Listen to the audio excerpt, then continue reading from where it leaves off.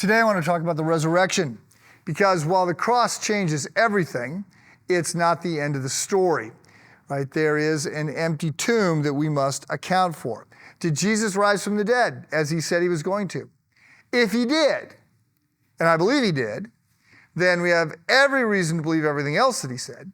And if he didn't, then why do we care what he said at all? Because he's obviously not who he claimed to be. Jesus was not claiming to be a great teacher who should be listened to. He was claiming to be God who should be worshiped.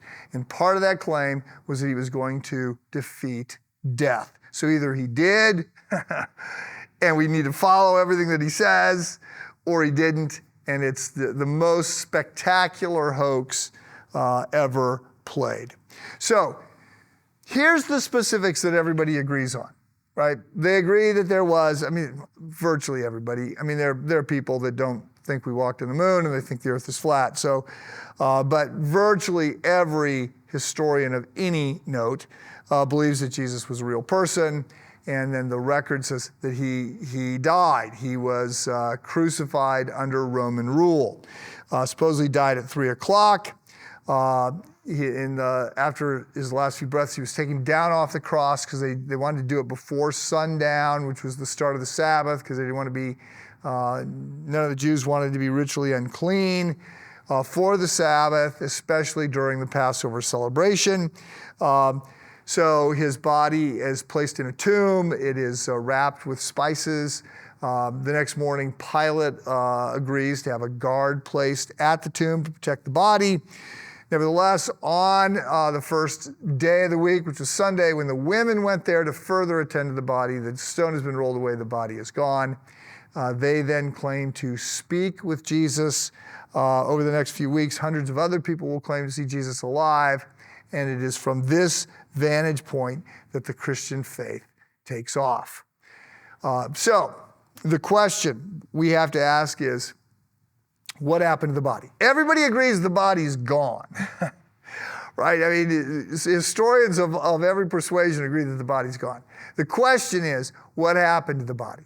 So there's different theories that have been put forth, such as the idea that the body was stolen. Now, this is suggested very early on, but it doesn't ever seem to get much merit, because you got to ask the question, by whom? Certainly not the Romans or the Jewish leaders. They want the body. They don't want this thing to get out of hand with Jesus' claims.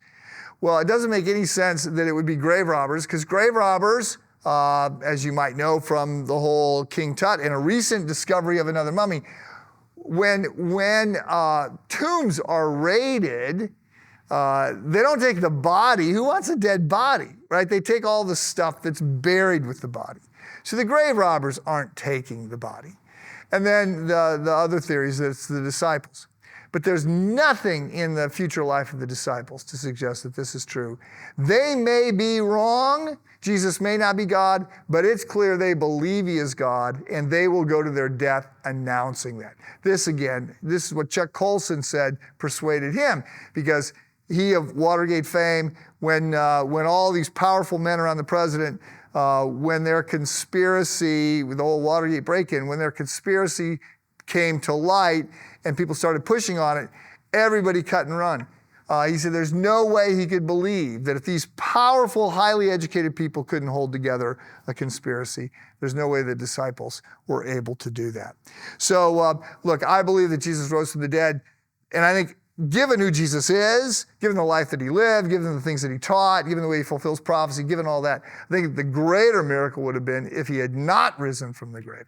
We're not talking about me rising from the grave. We're not talking about you rising from the grave. We're talking about Jesus, the most significant person who ever lived, rising from the dead, that as he promised he would. He did it because he's God, and it's part of God's unfolding, redeeming plan.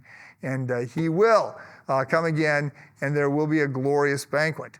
You don't want to miss out. Put your trust in Jesus.